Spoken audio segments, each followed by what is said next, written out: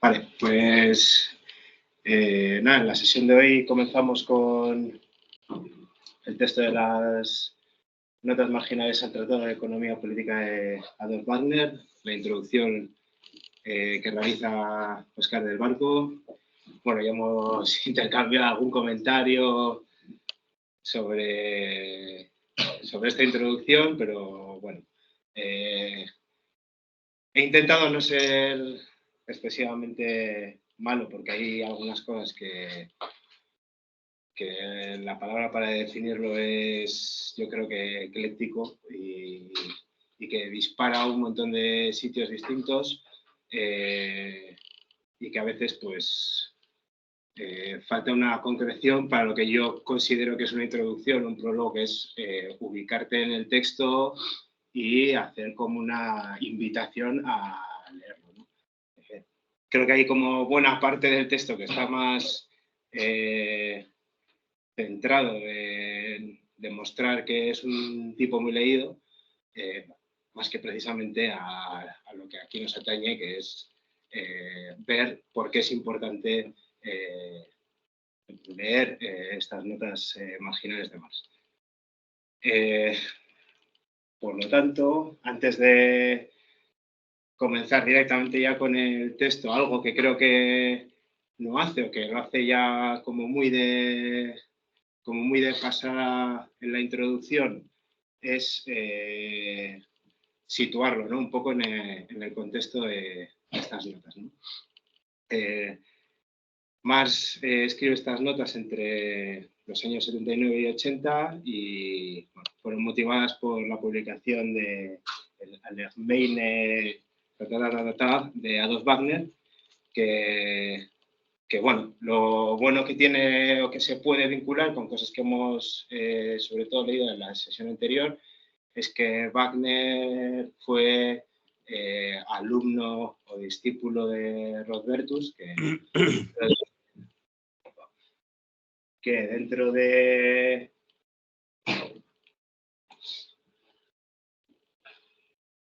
Perdón, me silenciará...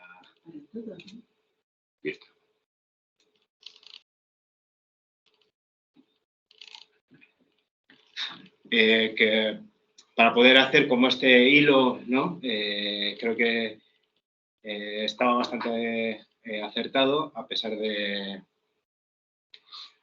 que un texto es de Engels y en este caso es de Marx. Y bueno, para ubicarle, pues Adolf Wagner es un economista alemán, como decíamos, discípulo de Rodbertus, que destacó por sus estudios en finanzas públicas, defendiendo el poder redistributivo de los impuestos y el crecimiento del gasto público por parte del Estado moderno. Fue crítico con las teorías liberales del laissez-faire y fue acérrimo seguidor de la intervención estatal para garantizar la seguridad social de las clases trabajadoras. Ahí, digamos, como su parte como más importante, que es lo que se llamó la ley de Wagner, que trataba básicamente en que el gobierno debía asumir una mayor responsabilidad para asegurar el bienestar económico de los ciudadanos y él mismo fue, en términos políticos, pues miembro del Partido Socialista Cristiano y defensor del socialismo de Estado, ¿no? Estas notas de Marx no fueron publicadas hasta 1930 por Rezanov en los Archiv Maska en Gelsa y bueno, creo que esto, pues, añado a una cosa que se verá después, creo que tiene un buen enlace, ¿no?, con estos textos que propone Óscar del Barco como escritura fragmentaria, ¿no?, que salen como muy a posteriori después de la muerte de Marx y bueno, que nos permite pues surfear en otras cosas que estaban en torno al tiempo de la publicación del Capital. Por hacer una introducción de esta introducción, me parece que Óscar del Barco remarca como esta diferencia precisamente entre el Capital y otros escritos considerando en buena medida pues, el capital como de un carácter más científico, a diferencia, y económico, a diferencia de otros que él sitúa como de una naturaleza más política, filosófica, que considera que no hay que desdeñar. A mí, una de las primeras preguntas que se me abrían ya en este primer párrafo es pensar, bueno, pues, en qué sentido hay otros textos que también aluden a cuestiones económicas, como pueden ser los Grundrisse, que es un texto preparatorio del Capital, y que si verdaderamente se podría ubicar en esta separación que a mí me resulta bastante dicotómica de la obra de Marx, ya siendo un tipo pues, que está intentando aludir a que Marx era una suerte de persona con una multiplicidad y demás, pues que haga como esta separación tan radical de un texto científico, considerado científico económico como el Capital, y el resto de carácter más político, filosófico. Pues yo me preguntaba dónde sitúa, por ejemplo, un texto como los Grundrisse, ¿no? La segunda parte que se puede sacar como de esta introducción es entender esa escritura siguiendo un poco a toda esta retahíla de autores de los que él fue traductor al castellano, ligado a la ola de esta escritura postestructuralista, en algunos casos postmoderna, asociada a Blanchot, Bataille, Derrida y demás, ¿no? Que tiene que ver con esta cuestión de escritura fragmentaria postmetafísica. No sé muy bien a qué se quiere referir con ello, porque muchas veces dispara, vamos a decirlo así, por no decirlo de una manera grosera, palabras, y tampoco le da como mucho sostén de definición con el que poder continuar después, ¿no? Pero una de las cosas que ya señala en estas primeras páginas es esta idea del problema con el objeto. Refiriéndose en este caso a los análisis que más hace a la economía política capitalista y entendiendo pues, que se crea o se establece un problema dado que este objeto empieza a tener una suerte de mutabilidad constante y empuja a la dificultad del establecimiento de un todo teórico, ¿no? Donde parece proponer Óscar del Barco que transformar los análisis de Marx de un discurso molecular pasando a esta suerte como de tipo de racionalidad no científica. En este sentido, creo que la propuesta que hace del Barco es precisamente conducirnos hacia esa deriva genealogista de Marx, que no sé muy bien si realmente cuando dice esto se está refiriendo a intentar entender la obra de Marx en términos genealógicos y no dialécticos, o si entender que el método de Marx tiene alguna cuestión genealógica y no dialéctica. Si es esta segunda acepción, yo lo encuentro muchísimos problemas ya de entrada a la introducción y su lectura de Marx, que lo dejo para el final y que me parece pertinente como para tenerlo como una cuestión de discusión.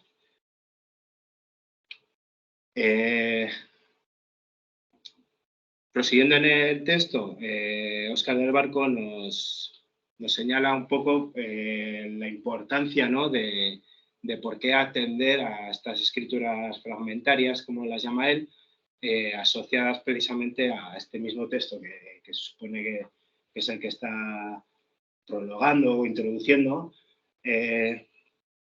entendiendo que estas escrituras fragmentarias introducen disrupciones en lo que él considera como esta historia del marxismo, ¿no? En primer lugar, por esa suerte de dogmatismo de la nomenclatura alguna vez hemos hablado de la escolástica soviética, donde parece que se purgan ciertos textos, como los manuscritos que hemos leído en este mismo seminario, pero que bueno, que con las lecturas que nos proponía Joaquín, veremos si eso es tan cierto o no y si verdaderamente existía realmente esa purga hacia estos textos de carácter fragmentario, ¿no?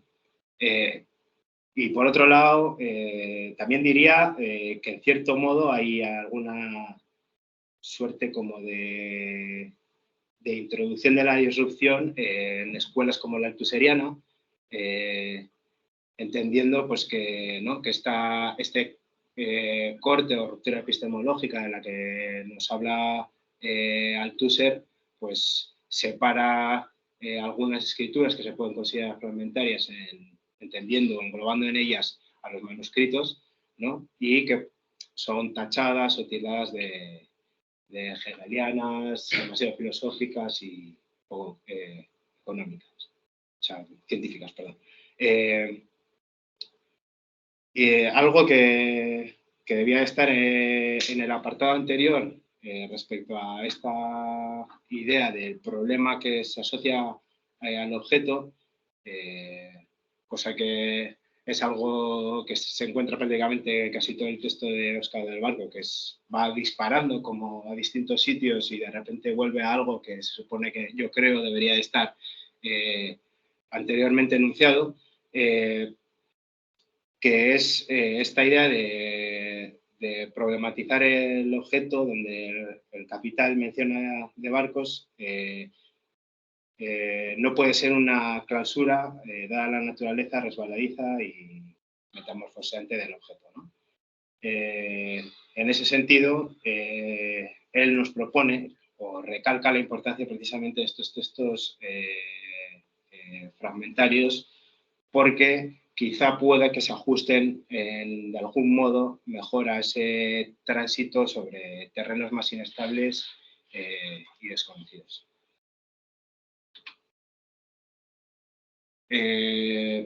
Hay una parte en la que, siguiendo un poco, yo creo que con el razonamiento, intentando de algún modo dar como la pertinencia a estos escritos fragmentarios, tiene que ver con una idea que ya me parece en buena medida un buen desbarre por su parte, donde lo sitúo un poco como con ese título de esta hoja del PowerPoint, donde se da como una crisis escrita en minúscula que parece una particularidad del sistema, pero no como algo que es más total, que es esta idea de crisis de la razón, que por otra parte ha sido muy defendido precisamente por muchos de los autores postmodernos y sobre todo algunos de los que él mismo traduce a lo largo de su vida, Óscar del Barco. Entonces, si se afronta no una crisis sistémica de la economía, sino de la razón misma y en general, de Barcos nos propone ver esta parte de escritos fragmentarios de Marx como lo reprimido, ya que nos invitan a pensar en algo más. Esto es, la razón en sus formas, como más las desarrolla, ¿no? Forma mercancía, forma dinero, forma valor, forma política, forma filosófica y diría que más detenidamente en esas dos últimas.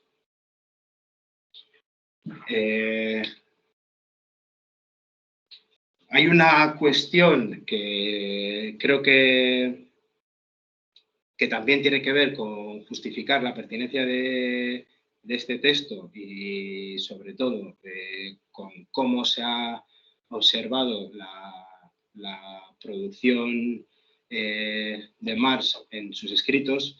Tiene que ver con un poco esta idea, ¿no?, que nos señala de cómo nos sitúa ante la idea de que después del Capital, la producción de Marx parece caer en una suerte de silencio y toma o entiende estas notas como un testamento, ¿no?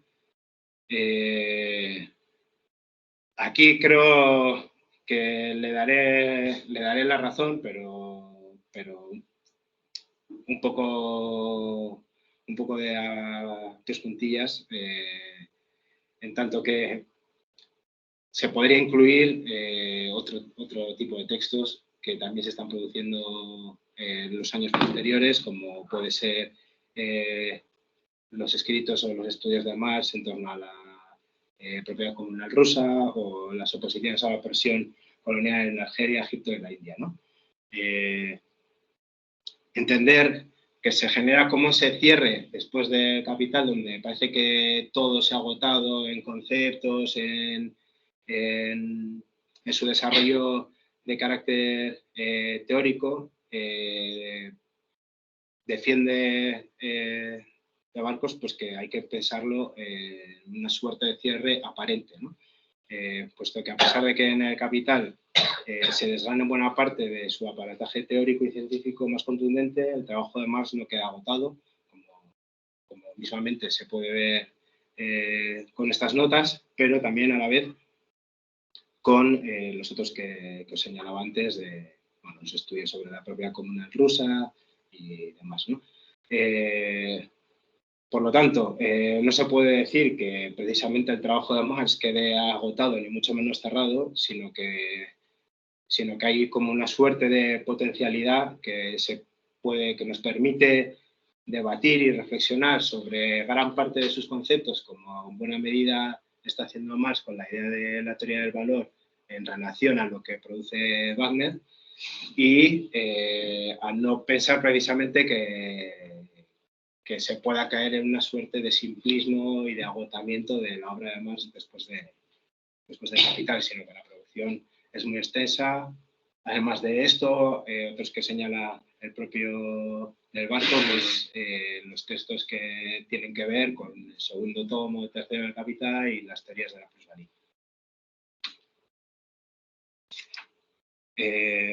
Bueno, dentro de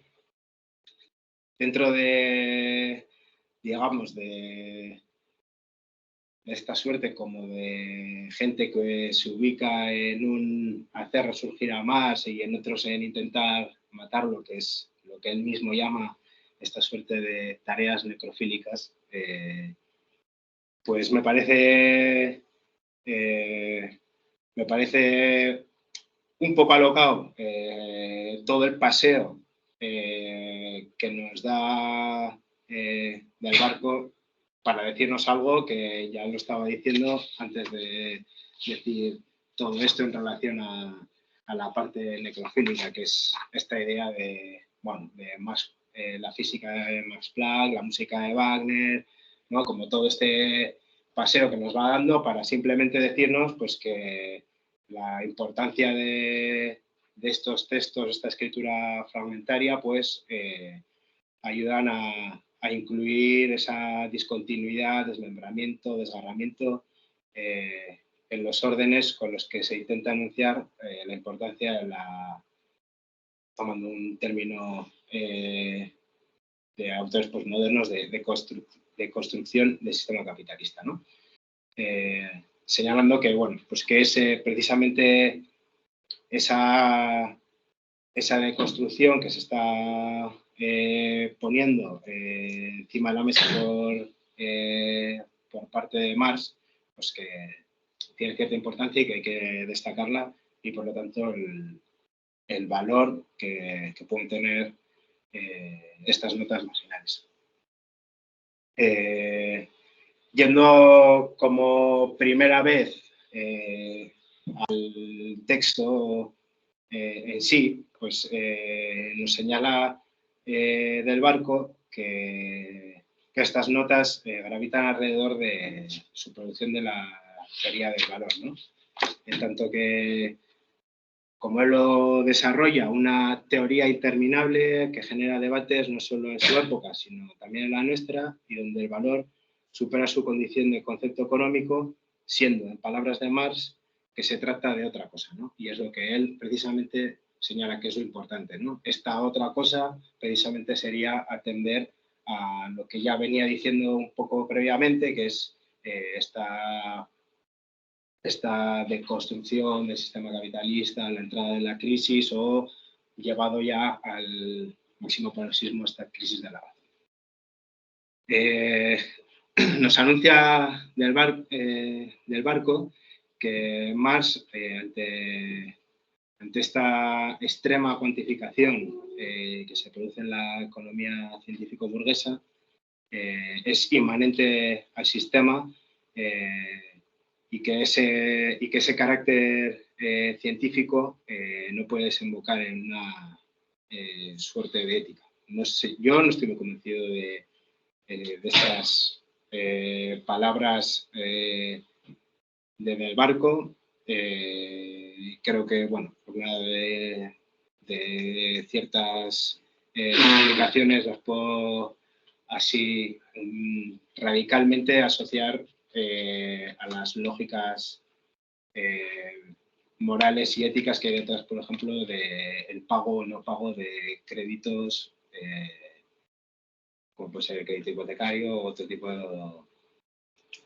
de dinámicas fiduciarias que se dan en la economía, donde tiene una cuantificación del interés que se produce a través del crédito, pero que también tiene un aspecto que va hacia una cuestión ética o moral, en este caso de quien no paga, ¿no?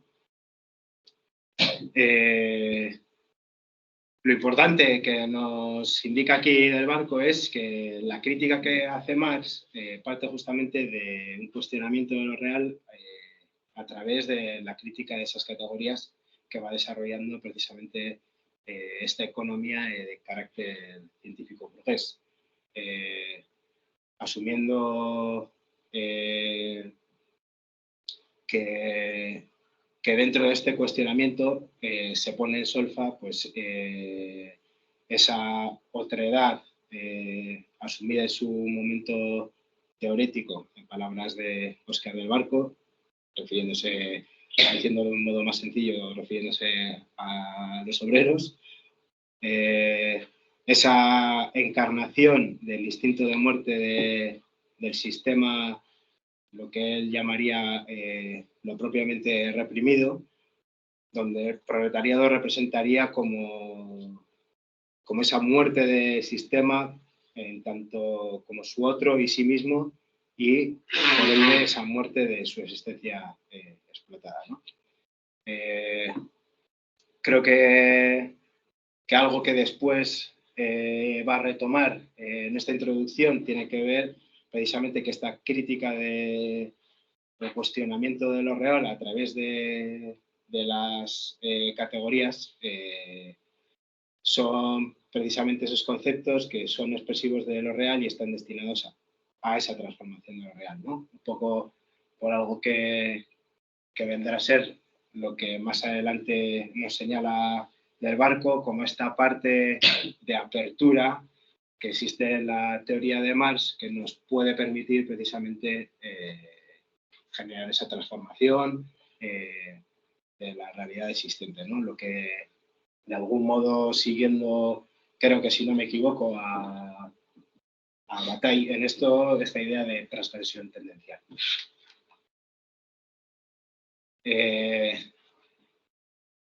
Si bien decíamos que eso se iba a realizar a través de cómo se genera esa crítica a los conceptos desde su misma realidad, ¿no? Pues él nos señala precisamente que dándose ahí esa suerte de apertura en contraposición a aquellos que leen como que existe ya un cierre categorial en más una vez se ha publicado El Capital,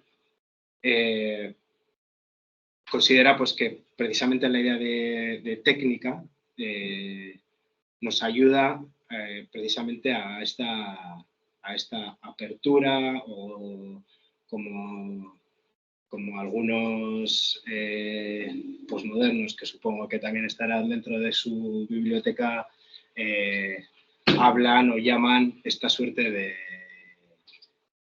posibilidad o condiciones de posibilidad que se dan a través de esta crítica, ¿no? Entonces, nos señala Del Barco que estas lecturas de cierre sufren una confusión respecto a este carácter transgresor de Marx que los lleva o los conduce precisamente hacia ciertas tendencias economicistas o puramente políticas filosóficas en la comprensión de la obra de Marx, ¿no? O sea, si lo queremos entender como una especie como de totalidad, hay que entender que el capital genera unos conceptos potentes como para hacer esta crítica al sistema capitalista y, como dirá él, a esta crisis de la razón moderna, pero que a la vez va unido precisamente con todas estas escrituras fragmentarias que nos permiten comprender la obra de Marx en su totalidad, ¿no? Del Barco destaca dentro de esta confusión aquella realizada por Heidegger, que tilda a Marx de metafísico, siguiendo con una perspectiva incapaz de ver estas aperturas que tiene la crítica de Marx. Lo que llama Del Barco lo advierto como posibilidad real, ¿no? Como se iba diciendo.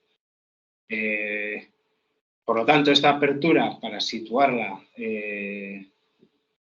ya yo creo que dentro de toda la obra de Marx, y no tanto en las notas, que creo que hará un poquito a posteriori en esta introducción, nos la anuncia precisamente con lo que os iba diciendo, esta fenomenología crítica de la técnica que desarrolla Marx, donde ya de algún modo está anunciándonos la idea del fetichismo de la mercancía, y donde esa crítica de Marx se sitúa precisamente en cómo esa técnica despoja al obrero de saber, lo cosifica, genera su cosificación, ya que produce en las técnicas asociadas al modo de producción capitalista digamos, su separación o transformándolo como una suerte de apéndice de la maquinaria, ¿no? Y de esta manera, entendiendo que la apertura que se da,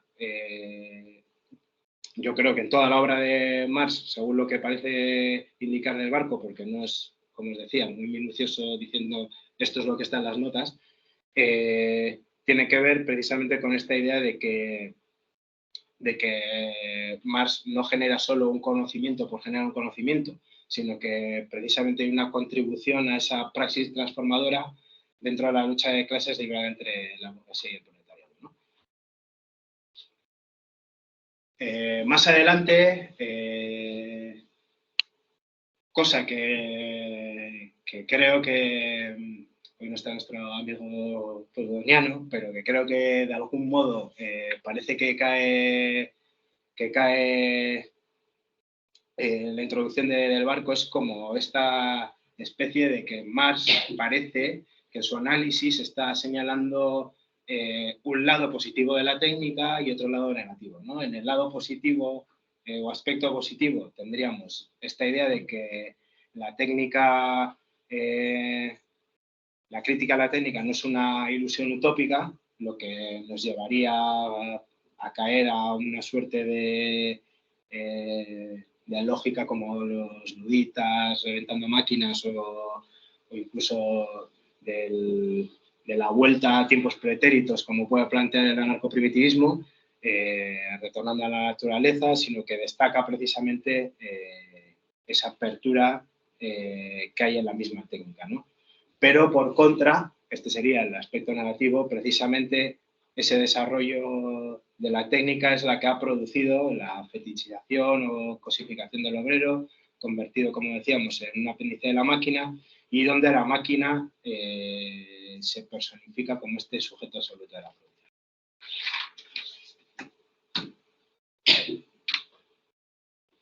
Ya yendo un poco a lo que tiene que ver con las notas, que la verdad, pues creo que es lo que yo esperaba que hubiera un poquito antes, o al menos que esos vaivenes que se producen con autores como Heidegger, Nietzsche y demás, pues quedaran en el basurero de su escritura. Tiene que ver precisamente con qué hay dentro de estas notas, y creo que es lo importante como para poder generar una lectura posteriori de estas mismas notas, ¿no? Tiene que ver pues, con lo que el Barco nos señala, como en estas notas Marx vuelve a su teoría del valor y genera correcciones a Wagner, ¿no? En primer lugar, entendiendo que la mercancía, en este caso es el sujeto, perdón, tal cual lo dice él, entre las páginas 22 y 23, donde nos dice: Marx, pues, vuelve a su teoría del valor, corrige a Wagner y precisa su propio concepto, primero señalando que para él el sujeto no es el valor y el valor de cambio, sino solamente la mercancía. Y una segunda parte donde nos indica que se genera este distanciamiento de Marx respecto de Ricardo con la teoría del valor, que en este segundo entiende el trabajo como medida de la magnitud de los valores, pero sin embargo es incapaz de averiguar el nexo, según nos dice Óscar del Barco, entre su teoría del valor y la naturaleza del dinero.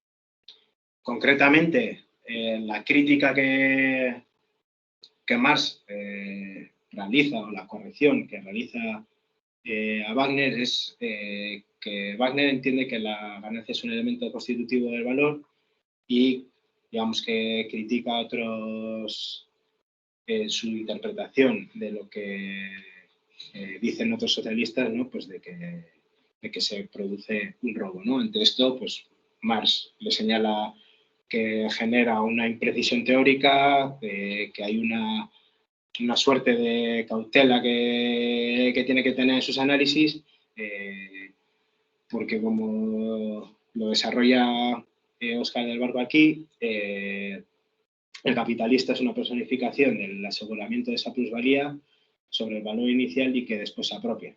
Y donde entre capitalista y obrero que vende su fuerza de trabajo hay un cambio equivalente asegurado por este marco del derecho y de la legalidad que expresa este equivalente el valor real de su fuerza de trabajo, ¿no? Donde ese marco de derecho y de lo legal se sitúa precisamente en cómo el obrero dentro del sistema capitalista se supone pues, que es un agente libre que está dentro del mercado ofreciendo una mercancía más, ¿no? Que es su fuerza de trabajo.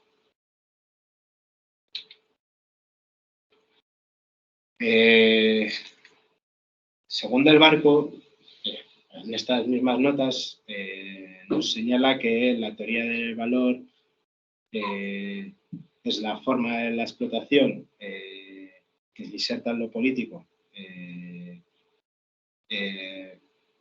teniendo siguiendo el nombre Cassiari, en funciones políticas determinadas históricamente, donde no se haría, como indicábamos antes, esta suerte de intencionalidad debido al carácter científico del desarrollo de esta ciencia económica, ¿no? Capitalista. Respecto a lo que nos señala en la página 24 del problema de la transformación, yo ahí personalmente he tenido un problema. No sé si se estaba refiriendo precisamente a la transformación de dinero en capital. De los valores en precios. De los valores en precios, vale. Pues ahí es una desbarrada mía y no del Barco, porque no sabía muy bien o no entendía el enlace que se estaba produciendo y, bueno, señala que Marx critica en este caso a Wagner, que está equivocado en esta equiparación del precio de mercado con el valor, los cuales, siguiendo la lógica de Wagner, se situarían como una posición de equilibrio y, por lo tanto, no habría lugar a esta transformación, ¿no?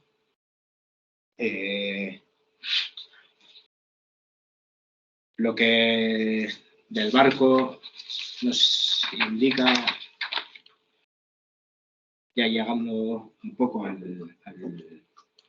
los finales, párrafos finales de la presentación, de la introducción, que si no se genera, digamos, una forma desigual y descontinua, pues precisamente no se posibilitaría esa transformación. Yo os digo que esta parte es la que no he entendido muy bien, entonces lo dejo como una cuestión abierta para que, bueno, lo discutamos ahora.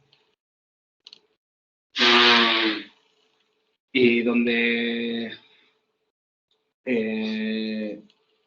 diríamos que otra de las críticas que establece Marx dentro de estas notas es precisamente algo que de algún modo ya veíamos en sus críticas a Proudhon, por el hacerlo con cosas que estábamos leyendo, ¿no? Como Wagner también cae en una abstracción de las categorías económicas, lo que Marx va a criticar, y donde se puede poner encima de la mesa que Marx precisamente él en su método arranca de la forma social concreta, en este caso la mercancía, y no arranca desde una abstracción del hombre, sino desde un periodo social histórico concreto, de manera más específica el modo de producción capitalista, ¿no? Por lo tanto, según defiende del Barco, para Marx los conceptos serían esas formas reales, ¿no? Donde el análisis que se puede realizar a una idea concreta de hombre, pues debe de ser analizado su forma real, en su relación práctica con la naturaleza y con otros hombres, ¿no? Y no caer en esta suerte de abstracciones que pues, se pueden producir desde las categorías económicas, pero añadiría desde también las categorías filosóficas o del derecho, como en este caso el obrero, un individuo libre que va a vender su fuerza de trabajo como una mercancía y demás, ¿no? Entonces, he ido bastante rápido por intentar destacar un poco pues, las cosas que me parecían que había dentro de la introducción, al margen de los disparos que está realizando como un cowboy en el oeste amenazando a una población. Y como cierre, pues la verdad es que me gustaría retomar dos cosas que creo que están en la introducción, que a mí personalmente me generan muchos problemas, que una de ellas es si del Barco está entendiendo que hay una suerte de genealogía en el método de Marx, o lo que está haciendo es analizar la obra de Marx de manera genealógica en contraposición a un método dialéctico, pues creo que esta idea de lo que él nos está proponiendo como transformación, hasta qué punto se puede dar, dado que un sistema genealógico no necesariamente atiende a las contradicciones y por lo tanto tampoco va a tender a superarlas. Es una de las cosas que a mí me estaba generando dudas leyendo esta introducción. Además, de que, como algunos autores han defendido, eliminar el método dialéctico en Marx es matar a Marx. O sea, creo que eso a nosotros nos mete metodológicamente, siguiendo un poco pues, el hilo de sus análisis, en una suerte de dificultad metodológica fuerte si pensamos que en Marx hay otra cosa que, u otro método, en este caso, y el segundo, que tiene que ver con algo que estaba señalando al principio del barco, que es con esta suerte como de objeto mutante que es el capitalismo, donde si está permanentemente en cambio, pero sigue siendo capitalismo, ¿cómo vas a generar un cambio? Está asumiendo, en cierta manera, que el capitalismo sigue siendo capitalismo, que tiene la capacidad de mutar a una velocidad de rayo, lo cual nos supone un problema metodológico muy fuerte, porque en una primera instancia es como que habría que volver a destripar todas sus contradicciones, y por otro lado, hasta qué punto, si está permanentemente en cambio, tenemos la capacidad de superarlo. Es algo que a mí, por lo menos, personalmente, me generaba muchas dudas, o me parecía que en este caso no sé si hay como una suerte de paradoja o de contradicción interna en esta introducción del barco, porque incluso al final de esta introducción, él mismo señala esta idea, ¿no?, del método dialéctico y tal, cuando al principio nos estaba hablando de que había que fijarse en esa parte genealógica que hay en Marx, ¿no? Entonces, a mí personalmente eso me estaba generando ciertas dudas. Por un lado, porque quizá no estoy entendiendo del todo lo que quiere explicar del barco, sobre la potencialidad de este texto y de la obra de Marx, o por otro lado, porque él está incurriendo en algún error que a nosotros nos sitúa metodológicamente en graves problemas.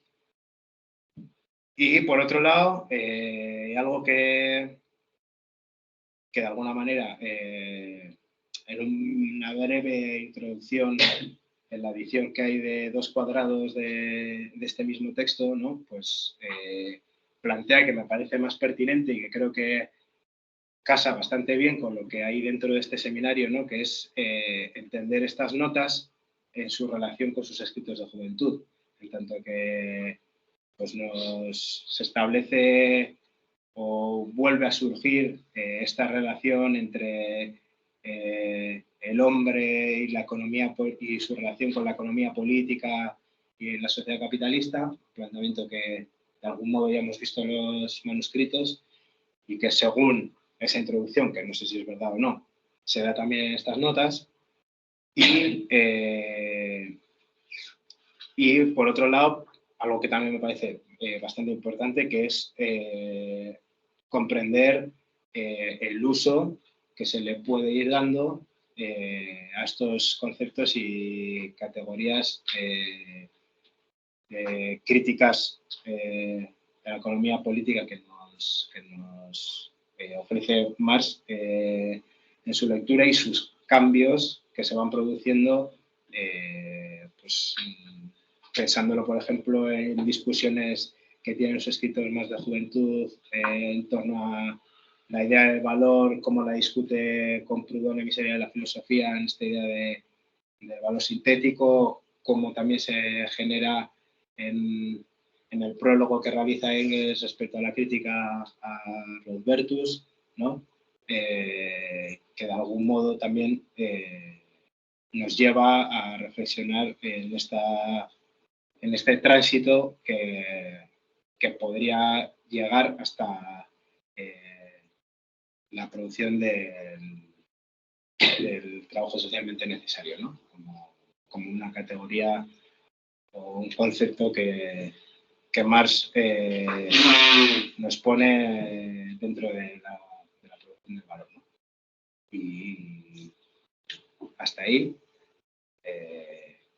ya os digo, intento de ser sintético y sin ser especialmente diabólico con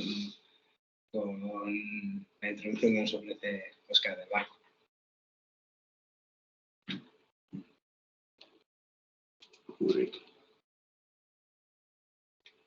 Así que nada, pues pasamos a la rueda de...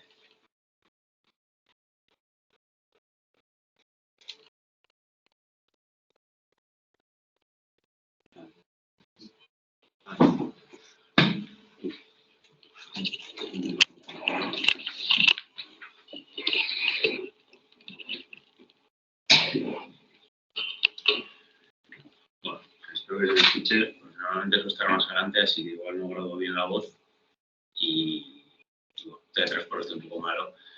Yo tampoco voy a ser especialmente malo sobre la introducción. En términos generales, simplemente voy a limitar que me ha parecido un mierdón absoluto. O sea, quiero decirte, me parece que no cumple ni su finalidad con la introducción como has indicado tú. La introducción es una paja pública de mira lo guapo que soy, lo listo que soy, que te mezco aquí a Planck y a Wagner. Me ha parecido, o sea, a colgarlo en la plaza del pueblo. Tanto al señor que le dio una aprobación a esta introducción como al que lo ha escrito. Yo sobre algunas cosas que se han comentado, y también olvidé de lo que hace la introducción, sobre esta, por ejemplo, labor de estas obras fragmentarias, a mí con esto siempre me hace mucha gracia y me parece muy curioso que sí, que siempre se hace como una función de una especie de referencia de no, porque el Capital pues igual es una obra inacabada o que no ve todas las aristas. Y, sí, es evidente, el Capital es una obra no inacabada desde el momento en el que estaban previstos, no sé si 4 tomos, se publican 3, 2 de ellos son de manera póstuma, o sea, sí, evidentemente es una obra inacabada. Ahora bien, siempre se me hace muy curioso que las referencias que se hacen siempre a las obras póstumas, por casualidad o posteriores al Capital, nunca son, por ejemplo, aunque sea de Engels, anti-Düring, cuando más, por ejemplo, tiene correspondencia, digamos, favorable a lo que está escribiendo Engels, o que sea, por ejemplo, aunque no sea tan viejo, la crítica al programa de Gotha. O sea, siempre se da en términos de esa obra fragmentaria y de ese descubrir ese nuevo Marx en unas coordenadas que siempre son, digamos, no voy a decir que no sabré muy bien cómo clarificarlas, pero bueno, que son un poco estas tendencias que has dicho tú, pues del postestructuralismo, pues del posmodernismo, en general de toda esta tendencia que, por así decirlo, que se erige ideológicamente frente, digamos, al Yamat soviético.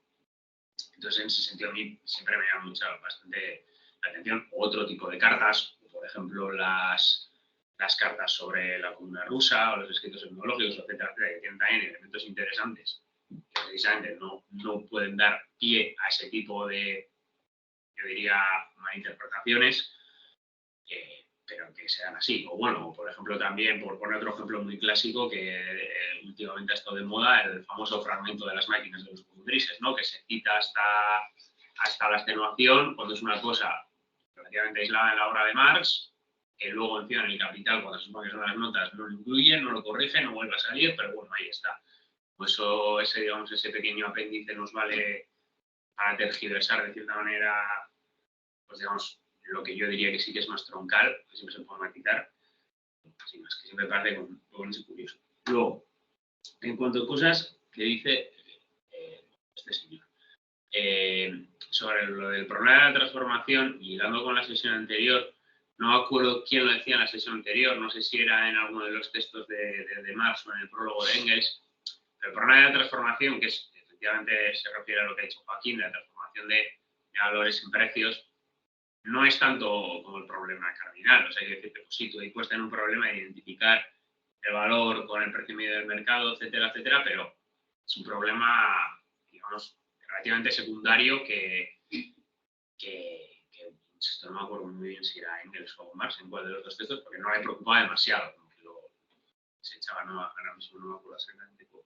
Pero también, otra cosa que también me parece curiosa es que el barco este dota de vida a las máquinas. O sea, de repente empieza a hablar de las máquinas Sí, no, porque las máquinas y la identificación lo que hace es que crea como una forma de conciencia, digamos, no sé, diferente, que la va desarrollando, etcétera, etcétera. La máquina dota de vida, dota de relaciones en la misma medida que una piedra. O sea, dota de vida y realiza esas cosas son cómo se emplean esas máquinas bajo relaciones de producción específicas. Y luego, sobre otras dos cosas que a mí también me ha llamado un poco la atención, o que a mí por lo menos me llamó la alarma, cuando hablan, por ejemplo, de que es una cosa de que has comentado tú, ¿no? de que es objeto que es inscudriñable, ¿no? que se le escapa a Mars, a mí, o sea, quiero decirte, a mí me parece que hay dos cuestiones. La primera, que es que está un poco ahí, digamos, al límite con esta idea de, dentro de precisamente también otra cosa que has comentado, que es la crisis de la razón, que es, digamos, esa negación de esa posibilidad de verdad o de conocimiento y de una especie de subjetivismo, que veríamos por qué otros derroteros se han llevado, que en este caso a mí me llama la atención porque compara, por ejemplo, el superhombre de Nietzsche con lo que es el comunismo en Marx, lo cual para mí no tiene ningún tipo de sentido tampoco, pero bueno, ese es otro tema. Eso es lo primero. Pero luego, segundo, o sea, evidentemente los conceptos y las categorías y el propio conocimiento, o sea, ese conocimiento de estas cuestiones se cristaliza de una manera. Y dado cierto momento, como el conocimiento que tú adquieres también está condicionado por el propio sujeto, en estos términos, que está adquiriendo ese propio objeto, siempre va a tener un límite, siempre va a sobrepasar. Entonces, es que no es porque el capital se escape, es que una piedra también se escapa, porque empiezas y dices, es una piedra, vale, ahí tiene moléculas, luego átomos, luego partículas elementales, y después de las partículas elementales, o sea, no es porque, o sea, metodológicamente hablando, luego, pues evidentemente aparte, pues el capital es una cosa, digamos, una relación social, orgánica, viva, que también evoluciona. Pero que eso yo creo que más se resuelve, yo diría, metodológicamente. O sea, la cuestión no es el hecho de que, bueno, sí, aquí planteo ciertas formas y esas formas se cambian, entonces hay que volver otra vez con más estudio, como una vez, como empezar constantemente la casa del tejado. O sea, precisamente en entender cómo se entrelaza, o sea, metodológicamente en ese sentido, pues lo singular, lo particular y lo general, y entender precisamente en ese método dialéctico y no método genético, por llamarlo de alguna manera, el hecho de esas categorías que se cristalizan en ciertos puntos te pueden ayudar a explicar la dinámica general y que por eso son críticos, o sea, por eso es una crítica de la economía política, porque se vale precisamente de esas formas cristalizadas a hacer una crítica ya no solo de general de la sociedad, y en ese sentido, pues volviendo a lo que decía Adolfo Sánchez Vázquez, que rebasa la economía política mediante la filosofía, sino que, según lo que yo planteaba, que también rebasa la filosofía mediante la economía política y rebasa el resto de disciplinas, digamos, algo nuevo que, digamos, va más allá de la pura, digamos, forma de hacer ciencia burguesa, en ese sentido, o la forma formal de ciencia burguesa. Entonces, esa cuestión para mí se tiene que resolver, o sea, metodológicamente.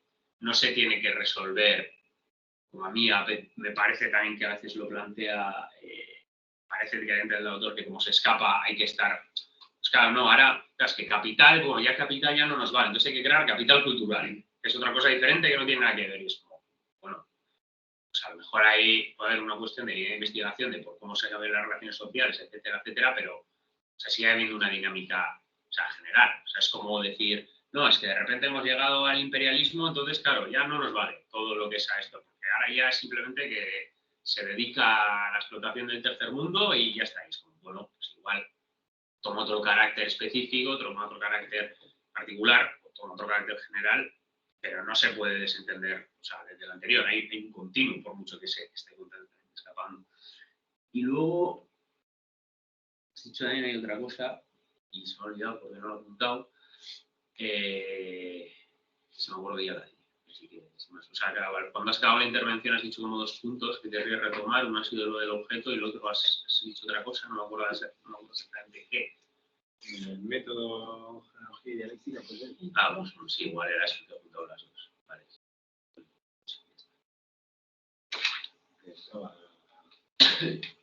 John. Ay. A ver, este señor, el de debajo Lo que dice es que...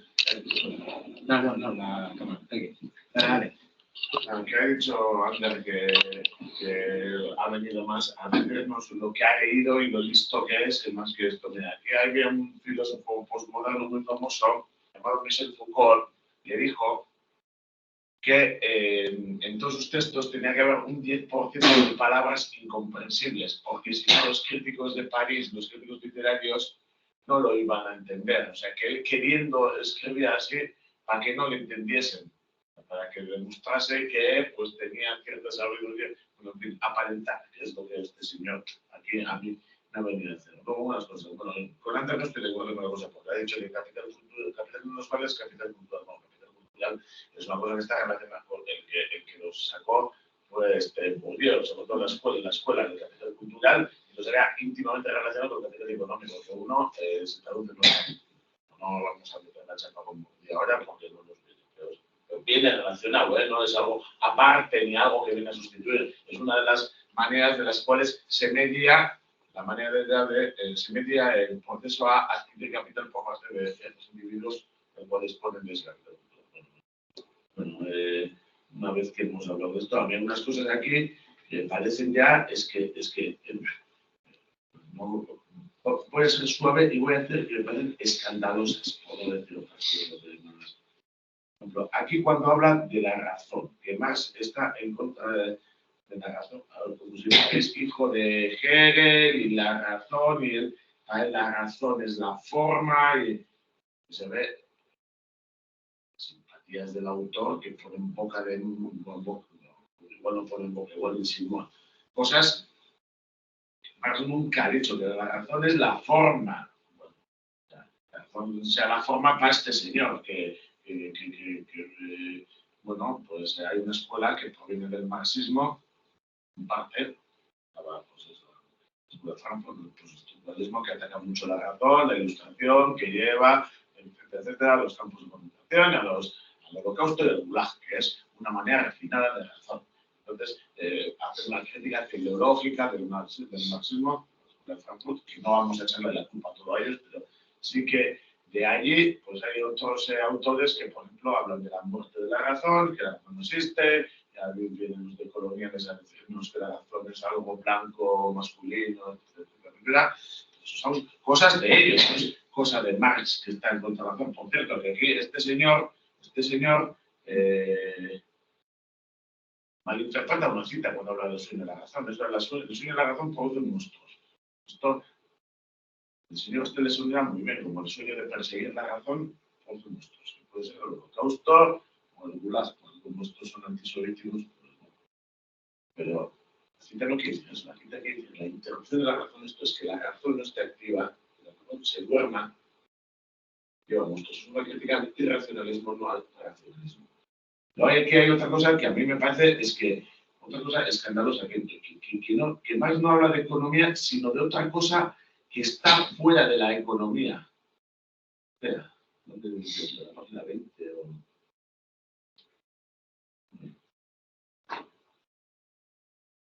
No, la página 20 porque lo dice, pero que no habla de la economía, sino de otra cosa, y al principio, el primer párrafo. A ver, Marx en ningún momento deja de hablar de la economía, sino de otra cosa que está fuera de la economía, que estos señores con el dentro, fuera, la otra edad y todos estos, parece que ya han resuelto todos los problemas epistemológicos del mundo. No, Marx habla de economía, y de hecho, al principio dijimos, cuando hablamos de los manuscritos, que Marx concibe primero la filosofía, pero se da cuenta que no puede hablar de filosofía sin hablar de economía, es que habla de economía. Otra cosa es si habla de economía de manera aislada. No, claro, por supuesto que no, y tampoco habla de una economía universal, universal o fuera de clases, que se puede entender para lo mismo para la clase burguesa, pero prácticamente la actividad está que la economía es política siempre y pues se reproduce unas formas de dominación del capital en beneficio de una clase. Por eso es economía política.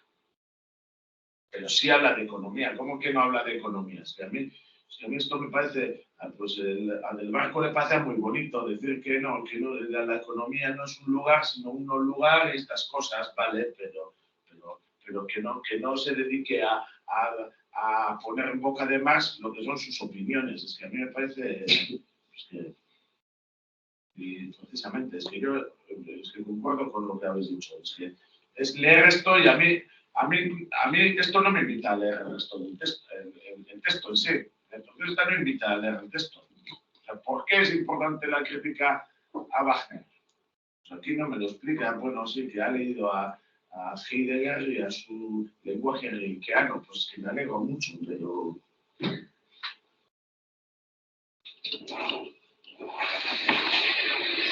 Bueno, a mí el texto me ha parecido muy interesante.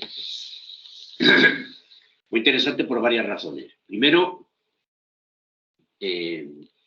porque responde a una tradición bastante presente en el pensamiento crítico en sentido amplio, que utiliza en vano el nombre de Marx para hacer un discurso absolutamente metafísico, porque aquí el único metafísico es Óscar del Barco,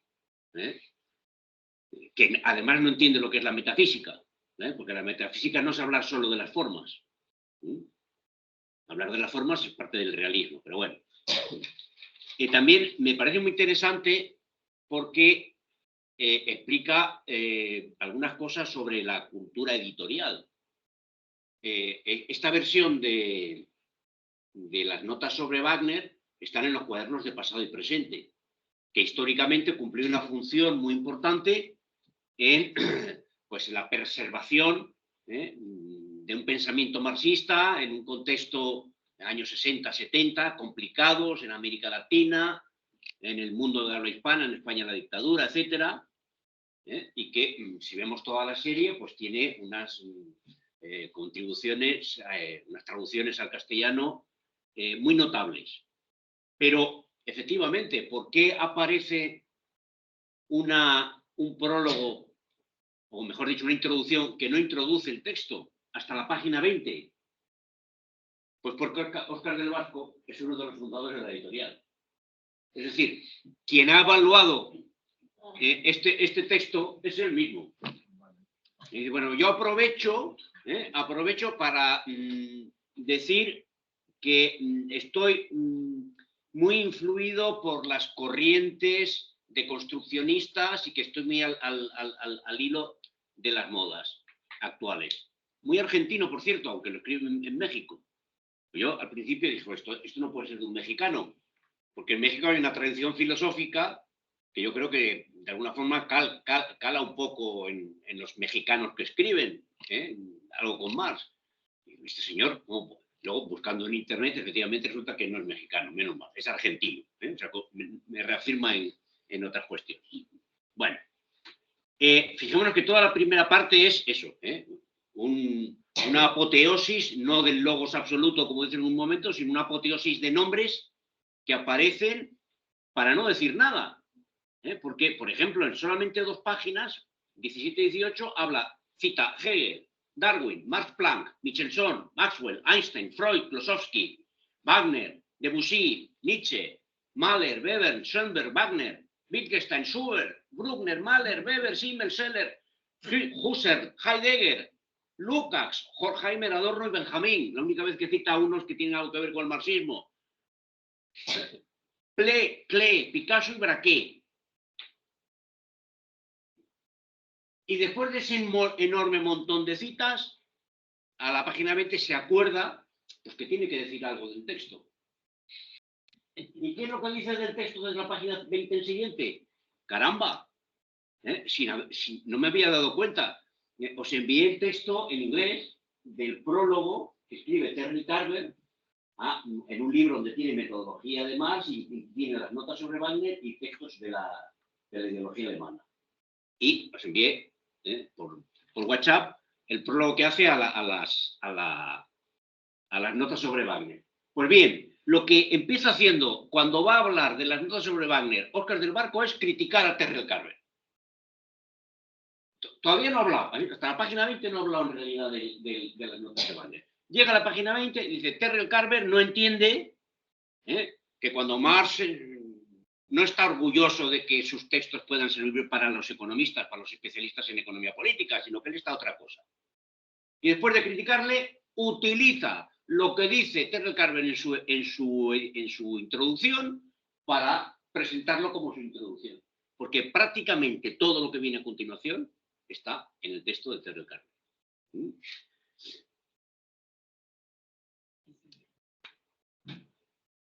Por tanto, digo que me parece muy interesante porque refleja pues, una cultura bibliográfica, una cultura política, una cultura académica, una cultura bastante extendida y sobre todo, bueno, muy extendida en la época en que sonaba bien ponerse de alguna forma el emblema de Marx, aunque no hablaras para nada de Marx. Pero hay una cuestión interesante. Bueno, hay varias cuestiones interesantes en las páginas que más o menos siguen lo que dice Terrell Carver. Porque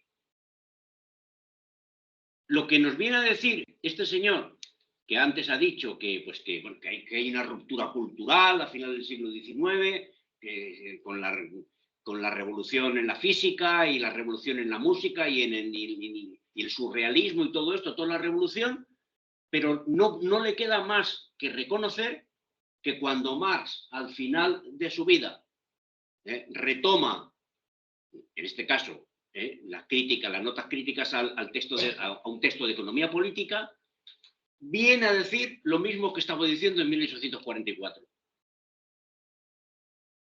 ¿Dónde está la frase en concreto? Es decir, bueno, están al final del todo. Detrás de todo esto está el método dialéctico hegeliano y la crítica que Marx enuncia al fin de su vida repite casi en los mismos términos su primera crítica antisistémica. Es decir, que podrá, sin argumentos, decir que en el Capital, que Capital no es la síntesis más construida y más avanzada del pensamiento de Marx, pero aquí está reconociendo que Marx, de nuevo, contra la ruptura entre un Marx joven y un Marx adulto, Marx cuando es joven, a partir de los años 40, 41, 42, 43, 44, ya está construyendo lo que va a ser el hilo conductor de su interpretación de la realidad hasta el final de su vida. Repite casi en los mismos términos su primera crítica antisistémica. En relación con la genealogía que señalabas, en la página 24, se pregunta ¿por qué llama explotación a eso que naturalmente es un dato de lo real capitalista? De nuevo, igual que no entiende lo que es metafísica, da la impresión que Óscar del Barco no entiende que el concepto de explotación no es un concepto jurídico-moral, no es un concepto ético-moral. Es una palabra que quiere explicar una realidad muy concreta, que es que hay trabajo ejecutado por los trabajadores que no se les paga. Que hay tiempo de trabajo que no es pagado. Y lo llama explotación, como lo podía llamar, pues yo qué sé, Susuncorda, porque tiene que ver, y no es pagado, pero está obligado a ejecutarlo, porque está dentro de su jornada de trabajo. Por lo tanto, ahí hay una presión, una violencia ejercida de fuera, y utilizar la palabra explotación, igual que se ejerce en la explotación de una mina, es una violencia que se hace contra las piedras, rompiéndolas con dinamita, con agua a presión, como decían los romanos, y la violencia contra el trabajador asalariado, pues se expresa en que tiene que trabajar durante toda la jornada para reproducir su salario y para producir la plusvalía. Pero eso no es una definición, la explotación aplicada al trabajo tiene la misma carga moral que la explotación de la mina, cuando se habla de la explotación de una mina. Eso no lo entiende. Por tanto, no hay una genealogía del concepto, hay un origen. La única genealogía que hay es la que se contradice, porque luego lo dice. Lo que hay es el método dialéctico de Marx, que es el materialismo histórico. Pero en relación con algo de lo que decía Ander, sí que, aunque no lo tenemos en castellano, me gustaría intentar comentar en castellano, traducir así a toda velocidad, el penúltimo párrafo de la introducción de Carver, en relación con la filosofía y la lógica, y que si Marx hace economía o no hace economía. Mi conclusión es que Marx no era exclusivamente, o ni siquiera de forma fundamental, un filósofo y un lógico, sino que aplicó las técnicas de la filosofía y de la lógica, entre otras, a la crítica de la economía política. Aplicó las técnicas de la filosofía y de la lógica, entre otras, a la crítica de la economía política. Muy pocos economistas modernos dedicarían ningún esfuerzo, ni el más mínimo esfuerzo, a explicar en detalle qué es lo que es una mercancía y qué es lo que no es una mercancía. A explicar de qué forma las cosas se han convertido en mercancías, a explicar cómo es que ha ocurrido que hemos llegado a vincularnos con esas cosas en términos monetarios, o qué es exactamente lo que está implicado en el concepto de valor de cambio y de precio. A los economistas modernos eso no les interesa. Sin embargo, Marx pensaba que todas estas cosas eran extremadamente interesantes y problemas muy importantes. En la discusión que hizo de estos asuntos, creyó que estaba aportando una perspectiva nueva a la especial naturaleza, a la particular naturaleza de la sociedad capitalista.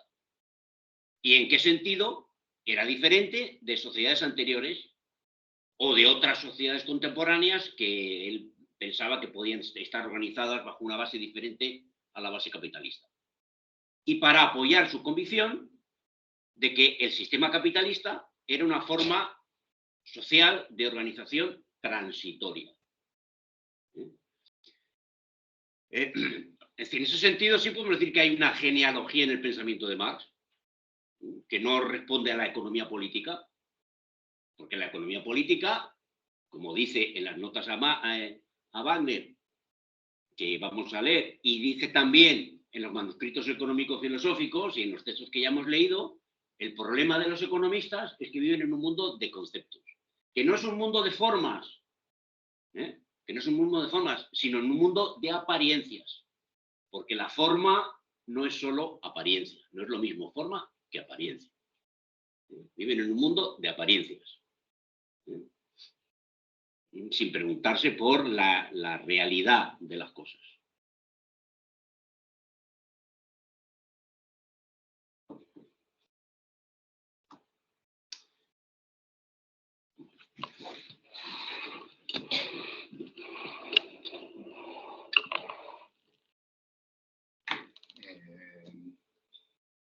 Yo así por alguna cosa que se ha ido comentando respecto a lo que señalabas, Ander, del tema de las máquinas, me parece que hay...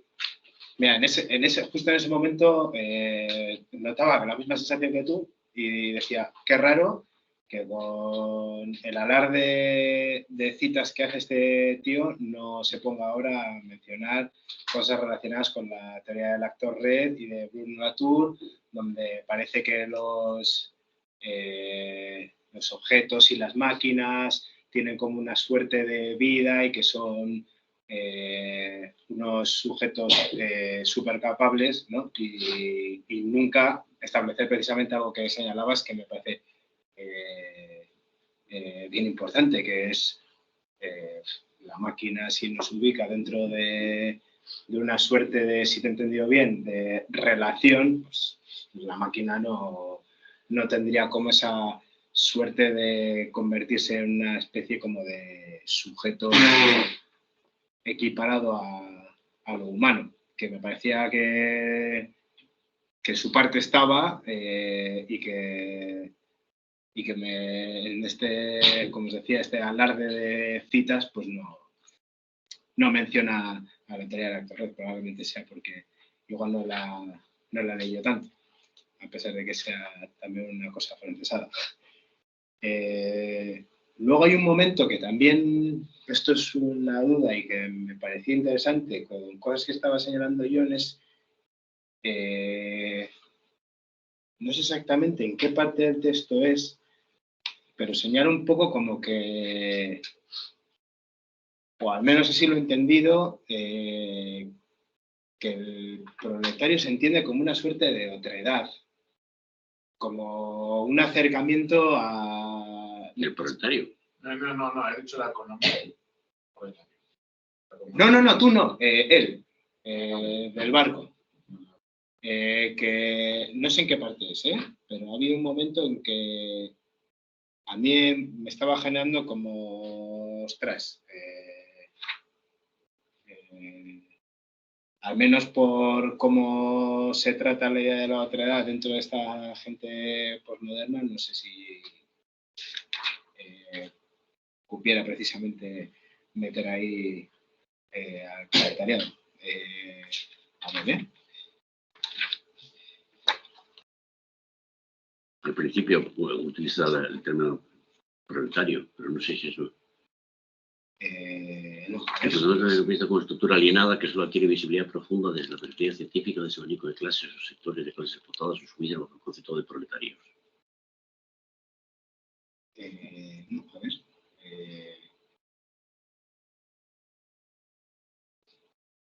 No sé dónde estaba exactamente. Es que... El proletariado como muerte del sistema. ¿En qué página estás? El proletario como muerte del sistema está en la página 20.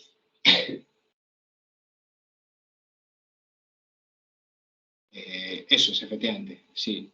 No sé, a mí la sensación que me ha dado justamente al leer ese párrafo me generaba un poco como una cuestión que seguramente me estoy confundiendo, pero muy forzada de intentar equiparar de un modo bastante maniqueo la idea del proletariado precisamente como esta suerte de no sé por qué lo he entendido así, pero creo que ha sido en algún momento cuando estaba leyendo lo que tiene que ver un poco más adelante con el tema de la transgresión, donde autores postmodernos precisamente entienden que la transgresión solo se puede producir desde el otro, como que me da la sensación de que intentaba como equiparar o acercar dos maneras de análisis que no funcionan, que creo que no funcionan bien juntas. O sea, sé, como un poco lo que señalabas tú, Joaquín, precisamente está intentando hacer un uso de Marx en vano. Creo, ¿eh? Es la sensación que me ha dado, que seguramente esté equivocado, como ha pasado con el programa de la transformación.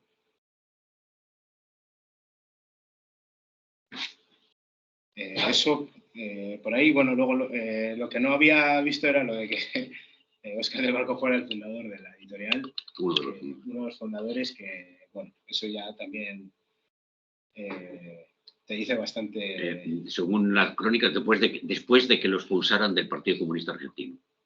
Ah. Y quizás se pueda explicar con este texto por qué le echaron al Partido Comunista Argentino, porque la verdad... El Comunista Argentino también ha metido la pata más veces. Sí. Pero con la expulsión de este, pues no creo que... Algo acertado. Hombre, por hablar de alguna cosa, en el párrafo final dice, Nietzsche inventó el término de superhombre y Marx el término comunismo. También vuelve a usar las palabras con cierta irresponsabilidad, porque ni Nietzsche inventó el término de superhombre, ni Marx inventó el término de comunismo. El término, la palabra, existe desde mucho tiempo antes. El superhombre lo encontramos en en Stirner y, si me apuras, hasta en San Pablo. Y el comunismo, pues Marx lo adopta, pues, porque le dice, mira, por aquí va la cosa, ¿no? Pero sí es cierto que lo que sí inventa Nietzsche es la idea del superhombre, el concepto, una categorización de esa palabra, y Marx la idea del comunismo científico. Pero no porque sea científico, sino porque es el único posible. Es decir, si no hubiera existido Marx, la tradición comunista hubiera desaparecido en la primera mitad del siglo XIX. Porque la tradición comunista tenía una presencia muy pequeña. Pensemos ¿cómo se llama? En la Revolución Francesa, Babeuf, pues que era absolutamente marginal en el contexto político de la Revolución Francesa, y en el movimiento crítico del capitalismo, del mundo del trabajo, pues predominaban las corrientes cooperativistas, utopistas, y pues, el comunismo era algo absolutamente marginal. Hubiera pasado sin pena ni gloria, ¿no? Como hablaríamos de los comunistas hoy, pues como se puede hablar de las sectas gnósticas del siglo III, o de qué sé yo, los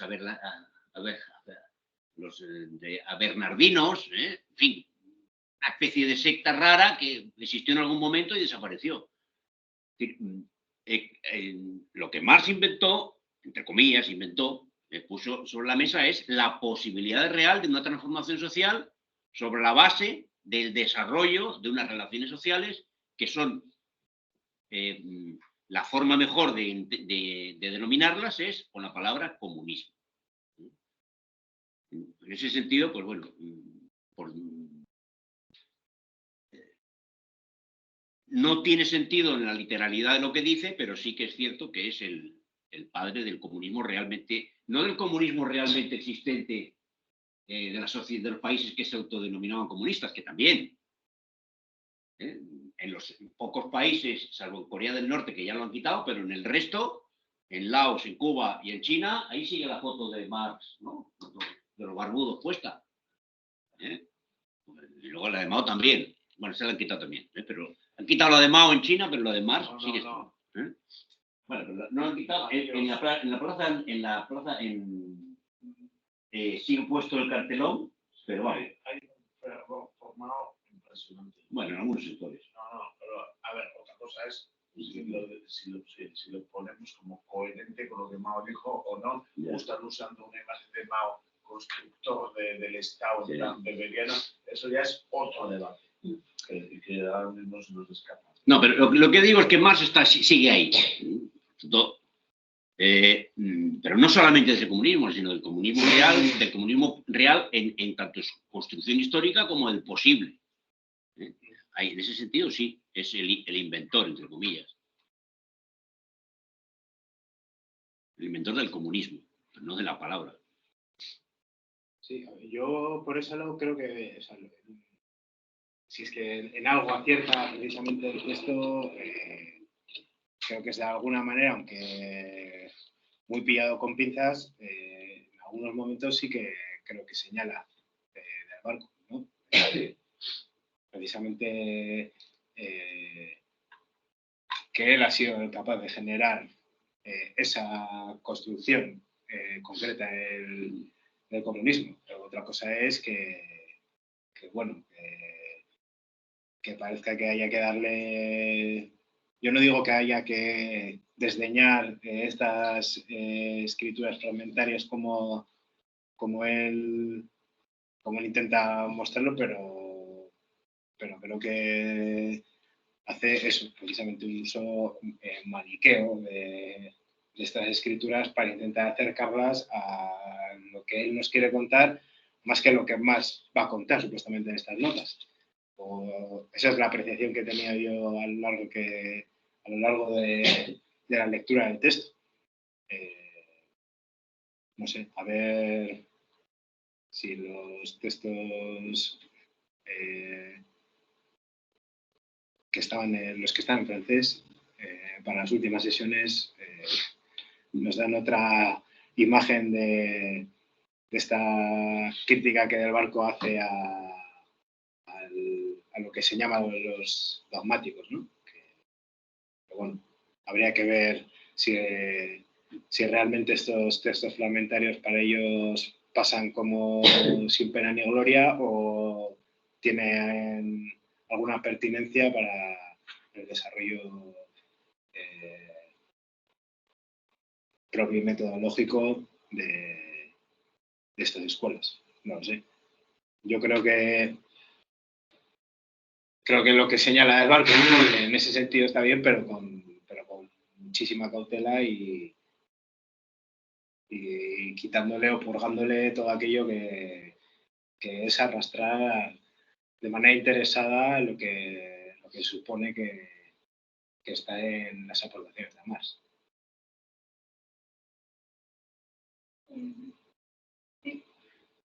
Yo creo que lo que supone el texto es como el dogma del antidogmatismo, ¿no?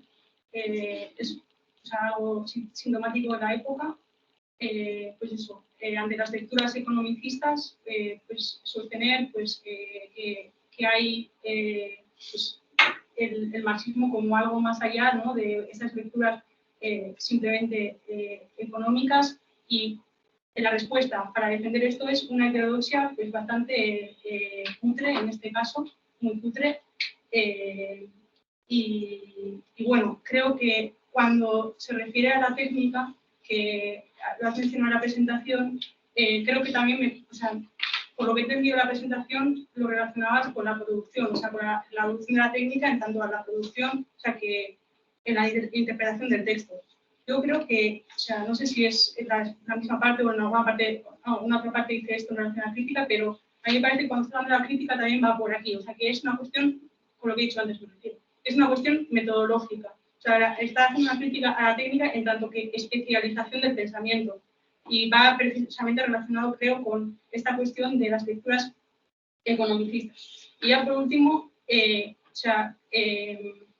incluso creo, algo que me parece bastante grave es que lo que se supone que él está haciendo, encima lo está haciendo mal. O sea, porque empieza el texto refiriéndose al pensamiento como un discurso, ¿no? Pues por todo esto de la crisis de la razón, pero es que ni siquiera es cuidadoso con cómo se expresa y deja traslucir constantemente qué es lo que verdaderamente piensa. Por ejemplo, creo que en la página 12, al final hay algo que evidencia lo que está intentando hacer, precisamente pues porque creo que no ha sido cuidadoso con cómo se ha expresado.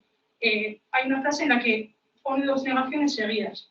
No se trata y ni, ¿no? Entonces, si se anulan estas dos negaciones, porque negación, negación, afirmación, la frase quedaría así. Se trata, por supuesto, de perder aún más en beneficio de otro, de rescatar piadosamente a más de un momento crítico de la historia del movimiento que en su nombre se estructuró como socialista. O sea, para mí ese sería como el resumen de este texto.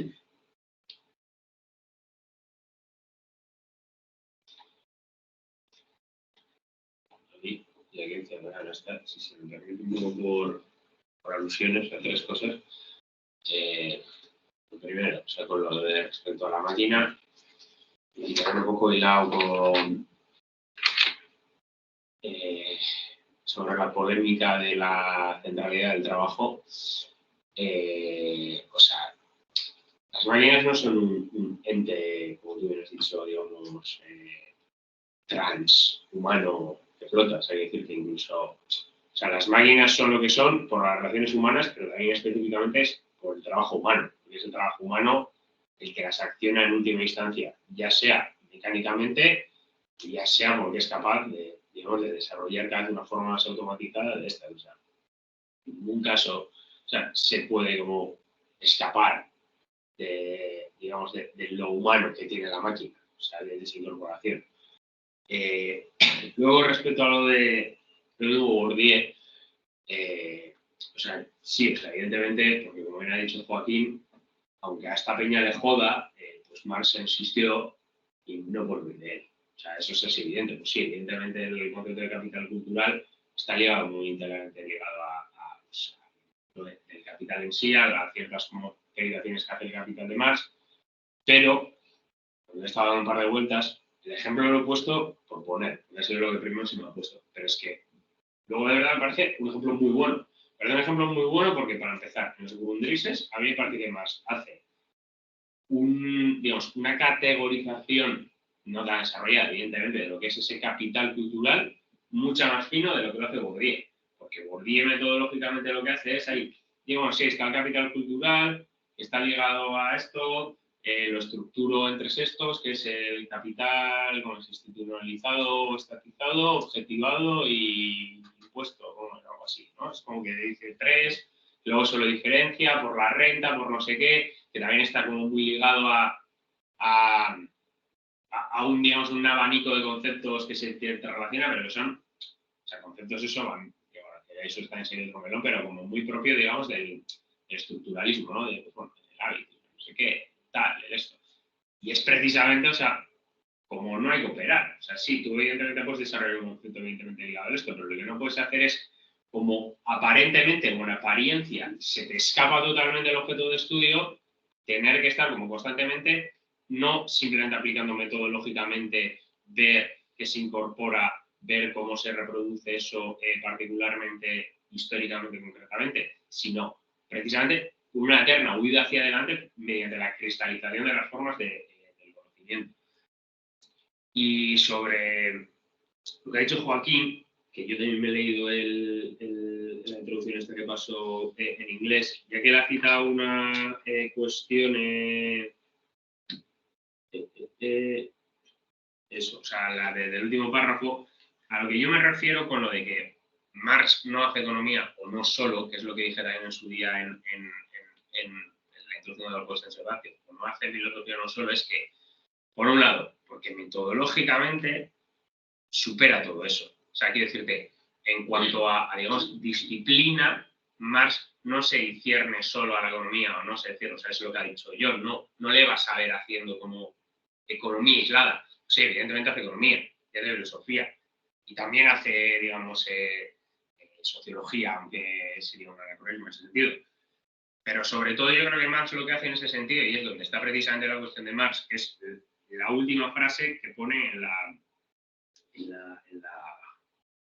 introducción que has pasado, que dice algo así como también, traduciendo muy de mala manera, y a brocha gorda, de cualquier manera, él hablando de Marx, también ha mantenido el punto de vista de que la mera exposición de ideas incorrectas y la formulación de unas correctas no era suficiente para el cambio social, aunque las ideas correctas presumiblemente serían incorporadas en el movimiento revolucionario, en la práctica revolucionaria y social, el cual él vio, por así decirlo, crecer de la economía capitalista misma. O sea, trasciende todo eso. O sea, que decir, Marx no es un académico de la sociología o de la economía o de la filosofía, porque si no, pues su tesis en Epicuro se habría quedado en la universidad y habría sido, vamos, el nuevo Pope del hegelianismo.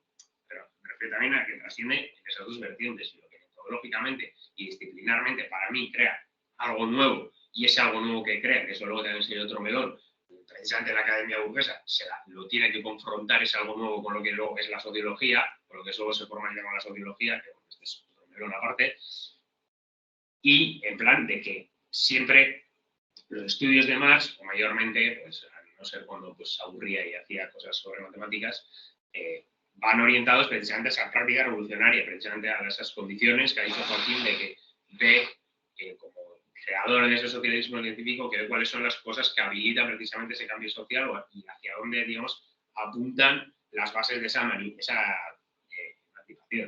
O sea, esas dos cosas me refiero más en ese sentido.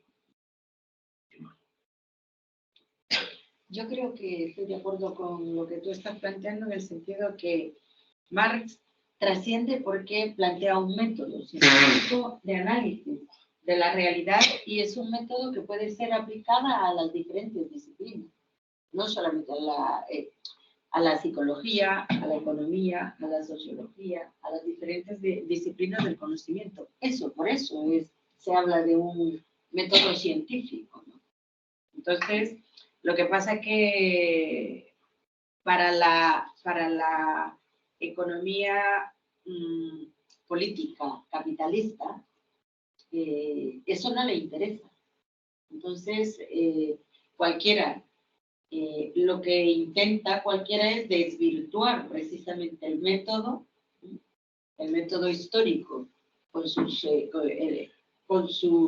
el materialismo dialéctico, precisamente para que no pueda aplicarse a las diferentes áreas del conocimiento y así no podamos llegar a ese comunismo científico o a esa nueva sociedad.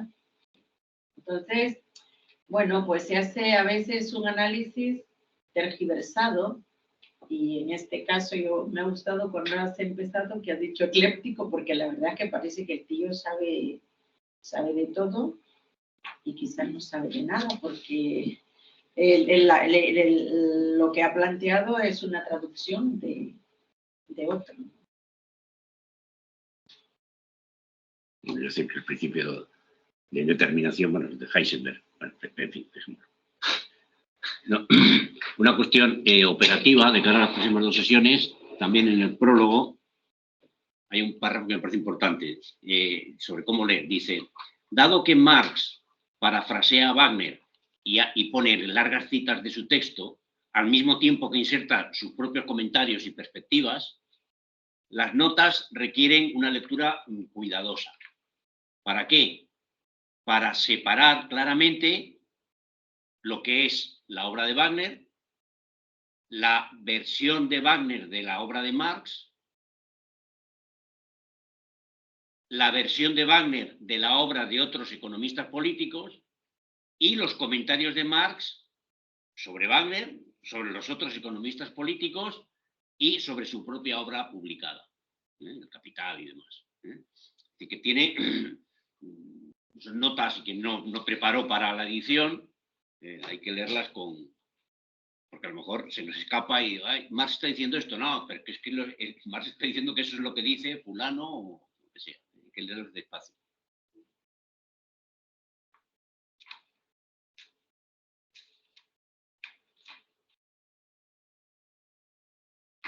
Yo, solo una cosita en relación a lo que señalabais de la cuestión del método.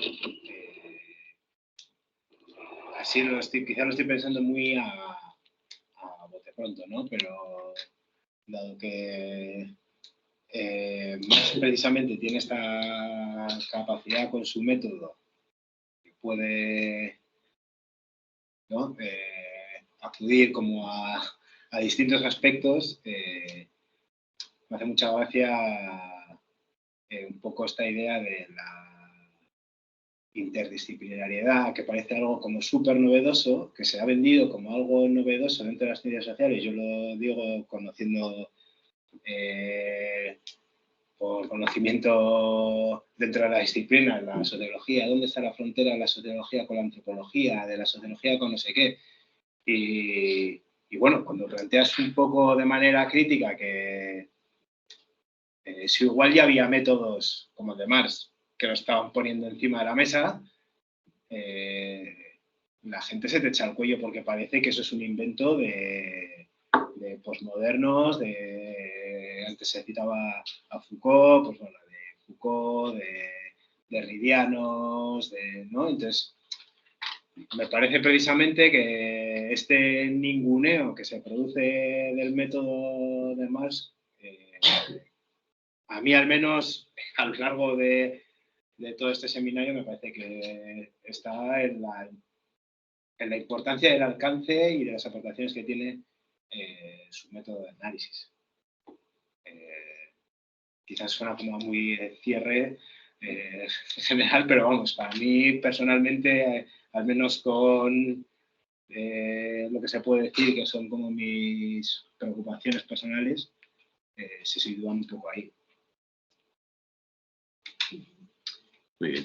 Muy bien. Yo quiero decir una cosa, de cara a las siguientes sesiones, es con respecto, porque ya salimos una vez, con respecto a los autores que bueno, se ha decidido, entiendo que Joaquín ha decidido que se van a traducir de las notas estas. Hombre, o sea, asumo que el primero de todos es soviético por el nombre, pero no sé ni lo que dice. El segundo, hasta donde yo sé, es un alemán, que sí.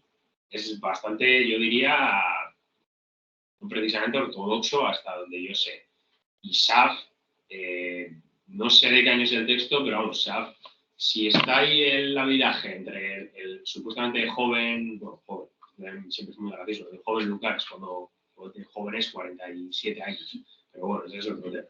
Y el viejo Lukács que ahí tiene un viraje, el de Saf es una fantasía, porque el de Saf es que pasa de ser el máximo aparatero del Partido Comunista Polaco a creo que estar en el Club de la Roma. Bueno, el texto es de cuando era aparatero. O sea, lo decía por eso, porque en plan, o sea, el primero no sé de cuándo es, pero o sea, como ese pequeño inciso, no sé si... Está aprobado por el Partido Obrero Unificado Polaco y publicado en su órgano de expresión. O sea, yo lo digo, o sea, no porque esto es, sino porque si de verdad es lo que se quiere es como investigar ese otro punto de vista, porque se entiende que los otros puntos de vista, más o menos o con mayor o menos matices, ya se han trabajado, que no estaba seguro de eso, pero bueno, entiendo eso. El primer autor será soviético o de las cercanías, y si sabes de esa época, pues entiendo que también irá un poco en la línea. Es que el monográfico habla no solamente de los manuscritos, sino de toda la obra juvenil. Por ejemplo, yo propuse el texto de Togliatti, pero lo he dejado porque luego me he dado cuenta que Togliatti habla sobre todo de la tesis doctoral, de la tesis de Marx, sobre Epicuro y no sé qué. Luego hay otros que hablan de la ideología alemana y otros textos que hablan sobre la cuestión judía. Entonces, los que más se vinculan con los manuscritos son estos tres. Luego hay otros ya más generales.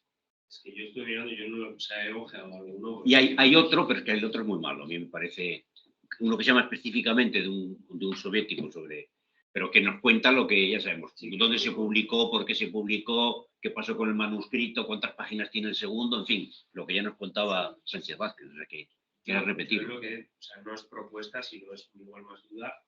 No sé si, por ejemplo, también por temática y por título, porque lo he dejado por encima de mala manera, porque lo he dejado por encima, no sé bien francés. Es igual en vez de, a ver si puede incluir en vez del de Homenecker el de la PIN, pero bueno, porque por temática, por título y por lo que he ido por encima, parece que va sobre lo mismo, pero luego en cuanto a calidad de texto no tengo ni idea. Así que sí, más. Bueno, miramos. No sé si tú los has ojeado, por eso. ¿En lugar de cuál? Pregunto. Hay un texto de la PIN que es la primera crítica apócrifa, creo que es, de la filosofía de Hegel por Marx. A mí me parece que puede igual tener algunas cosas parecidas, porque el otro es, a propósito de las concepciones erróneas del pasaje de Hegel a Marx. Justo, pero es que justo el de la PIN habla de la filosofía del derecho, si no me equivoco. Y el otro habla de... Y el otro habla de los manuscritos. Vale, entonces, pues, 53. No nos queda una duda, eso sin más. No, pero está bien. Contribución a la crítica de la filosofía del derecho de Hegel, de lo que habla en la PIN. Vale. Que vea y diga, oye. O sea, bueno, si uno mira alguna otra cosa y le parece tal. Yo solo por una cuestión práctica, yo me ofrecí a traducir, pero no sé, no he mirado cuántas hojas son,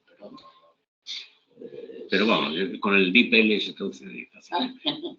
Metes ahí y luego haces una revisión. Lo que suelo hacer es eso, o sea, los textos que no domino mucho el idioma lo paso a CR y luego lo traduzco. Pero claro, ahí cada uno se fíe de lo que hace la máquina mediante dos pasos intermedios. Pues vamos a ver, parece que son páginas bastante densas, pero uno tiene, vamos a ver, índice un momento. O sea, el de SAF tiene como 16 hojas. quiero decir que lo puedo hacer, pero que tampoco esperéis que sea una traducción fidedigna y súper ajustada del texto. Pues o sea, como en torno a 30 páginas cada uno. 30 cada texto. Con el índice, sí. El de Placiznov tiene 28, no 38, de hecho. Ese es el primero que vamos a ver. El de SAF tiene... 91 al 206. Bueno, el de SAF tiene menos. Menos. Espera, lo estoy jugando aquí. El de SAF tiene 16, eso es. El de Honecker tiene 21. Bueno, sí, como 20. Eso es. No, yo lo digo más que nada a efectos para que la gente tenga tiempo para leerlo, porque tampoco lo voy a hacer corriendo. Sí, claro. Pues, No, lo queremos Bueno, esta semana. para ayer. Que nos quedan dos sesiones de estos, luego el trabajo salario de capital, 3 semanas. Y luego empezaríamos con este. 4 semanas. En la cuarta semana, el primer texto. Yo creo que llego, pero es que no. Pero que no va a ser la mejor traducción. Va a estar muy bien, bien. seguramente. Mejor que si lo hiciera Óscar del Barco. Ponemos primero el más breve para que acaben de la traducción y que tiene tiempo mientras tenemos. No, si tiene 3 semanas. En realidad, una vez que me pongo ya me da igual por dónde empezar, pero. O sea, te quiero decir que se puede organizar por orden de importancia, por el más corto, eso ya me da igual. O sea, yo en el momento que me ponga ya creo que voy a ir del principio al final y ya está. Porque si no, se me atasca. Bueno, Vale, pues. Nada. Y en cuanto a tiempo, yo creo que esto es una semana antes de la lectura, o sea, para la anterior sesión ya ha pasado. una semana Creo es que es suficiente. suficiente. O sea, que, o sea, siendo realistas, o sea, yo hay veces que me leo cosas de tirada, pero o sea, normalmente me leo las cosas con sesión. O sea, Sí. es más. Hombre, si hace la traducción, luego la podemos subir a Máximo Crítico, Yo lo leo a la página web. Conoce Máximo Crítico, ¿no? Sí, pero bueno, quiero decir que si se sube a algún lado, revisión tras revisión. Y pasándoselo a la gente que conozco que lee francés para que me diga, esto aquí una columpiada y esto está bien. Bueno, Con Joaquín, que pregunte porque... vaya, yo toco uno de ellos. Yo me encargo del de ahora, y que es más corto. Claro. Es el palito más corto, ¿no? Pues nada, con esto cerramos la sesión. Lo único, ¿hay personas para el siguiente? No.